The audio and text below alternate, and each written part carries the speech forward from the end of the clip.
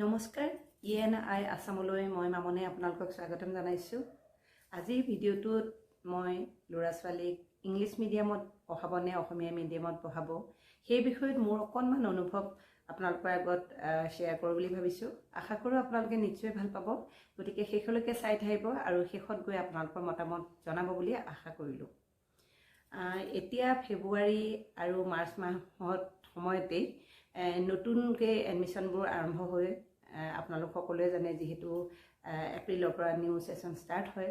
গতিকে নতুনকৈ যিসকল অভিভাৱকে তেখেতসকলৰ ল'ৰা ছোৱালীক এডমিশ্যন দিব বিচাৰিছে, তেখেতসকলে হয়তো অকণমান চিন্তিতও হৈ আছে যে অসমীয়া মিডিয়ামত দিলে ভাল হ'ব নে ইংলিছ মিডিয়ামত দিলে ভাল হ'ব, সেই বিষয়লৈ অকণ শংকিত হৈ আছে। আৰু হোৱাটো স্বাভাৱিক দিয়কচোন, কাৰণ সন্তানৰ ভৱিষ্যতৰ কথা আছে। পটককৈ কোনোবা এটা মিডিয়ামত দি দিব, পিছত যদি তেওঁ সেই মিডিয়ামটোত গৈ সফলতা অৰ্জন কৰিব নোৱাৰে, তেতিয়াহ'লে অভিভাৱকসকলৰ খুবেই মন বেয়া লাগিব। সেইকাৰণে অকণ চিন্তিতও হয়। ইয়াৰ উপৰিও ছ'চিয়েল মিডিয়া বা আন কিছু লোকৰ মতামতৰ কাৰণেও কিছু শংকিত হ'বলগীয়া হয়, দুধুৰ মুধুৰ অৱস্থাত পৰে।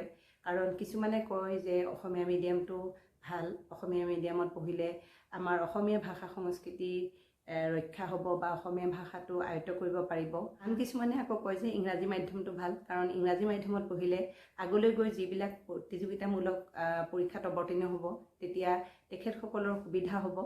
এনেধৰণৰ বিভিন্ন মতামত শুনিবলৈ পোৱা যায়। কিন্তু এই ক্ষেত্ৰত মই ভাবোঁ ল'ৰা ছোৱালীক কোনটো মাধ্যমত পঢ়াব সেইটো সম্পূৰ্ণ অভিভাৱক আৰু সন্তানৰ ওপৰত নিৰ্ভৰ কৰিব।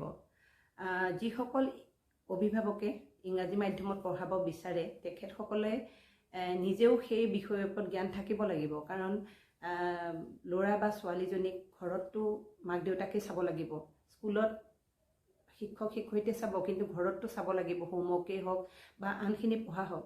যদি ইংৰাজী মাধ্যমৰ এডমিশ্যন দিয়াৰ পাছত অভিভাৱকে ইংৰাজী বিষয়ে অকণমানো নাজানে, তেতিয়াহ'লে বহুতো অসুবিধাৰ সন্মুখীন হয়। আৰু তাৰ ফলত কি হয়, প্ৰিপাৰেটৰী নাৰ্চাৰীৰ পৰাই সন্তানক টিউশ্যনত লগাই দিয়ে, যাৰ কাৰণে সেই কোমল বয়সতে সেই ল'ৰা ছোৱালীৰ ওপৰত বহুত বেছি প্ৰেছাৰ পৰি যায়। স্কুলৰ প্ৰেছাৰটো থাকেই, তাৰ উপৰি আকৌ টিউশ্যনৰ প্ৰেছাৰ।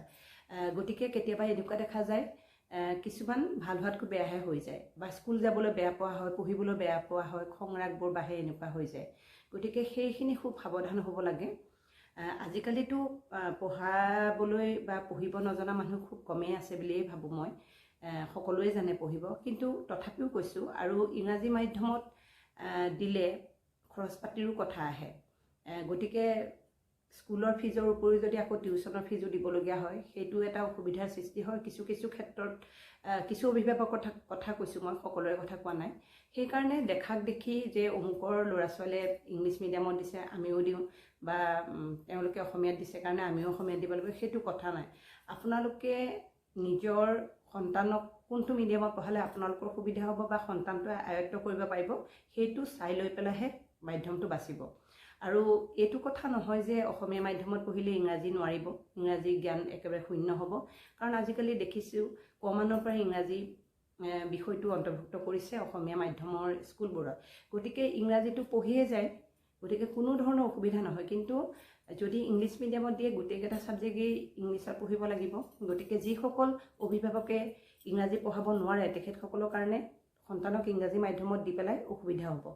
কিন্তু যদি অসমীয়া মিডিয়ামত দিয়ে, তেতিয়াহ'লে গোটেইখিনি অসমীয়াত পঢ়ি এটা ছাবজেক্ট যেতিয়া ইংৰাজীত পঢ়িব, সেইখিনি স্কুলতে শিকি আহিব পাৰিব, আৰু তাৰ কাৰণে বেলেগকৈ হয়তো টিউশ্যন দিব লগা প্ৰয়োজন নহ'ব।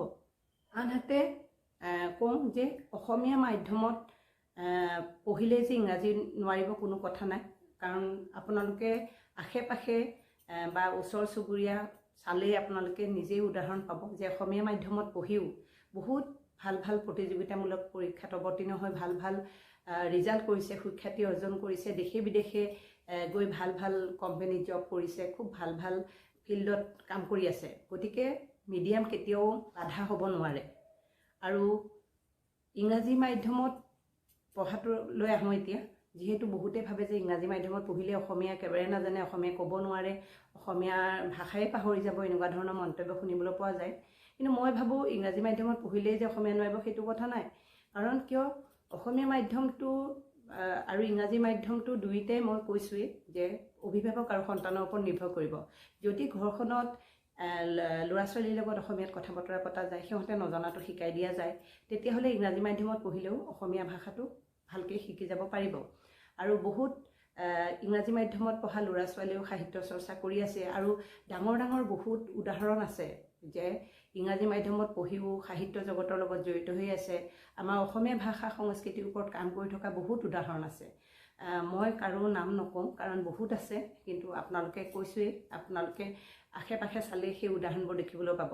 গতিকে ভাষা কোনো ক্ষেত্ৰতে অন্তৰায় হ'ব নোৱাৰে। ইংৰাজীত পঢ়িলেও অসমীয়া যদি অন্তৰেৰে বিচাৰে অসমীয়া শিকিব পাৰিব, আৰু অসমীয়া মিডিয়ামত পঢ়িলেও যদি ভালকৈ আয়ত্ব কৰিব বিচাৰে ইংৰাজী পাৰিব। গতিকে কোনো এটা মাধ্যমেই বেয়া বা কোনো এটা মাধ্যমেই খুব ভাল নহয়, সকলোৰে ভাল বেয়া দুয়োটাই আছে। গতিকে অসমীয়া মিডিয়ামত দিয়া আৰু ইংৰাজী মাধ্যমত দিয়াটো সম্পূৰ্ণ ব্যক্তিগত কথা। অভিভাৱকসকলে বেলেগৰ কথা শুনি কোনো ধৰণৰ মাধ্যমত কোনটোত দিব সেইটো ডিচিশ্যন নল'ব। আপোনালোকক কওঁ যে মতামত সকলোৰে পৰা ল'ব, উপদেশ ল'ব, কিন্তু সিদ্ধান্তটো সদায় নিজে গ্ৰহণ কৰিব।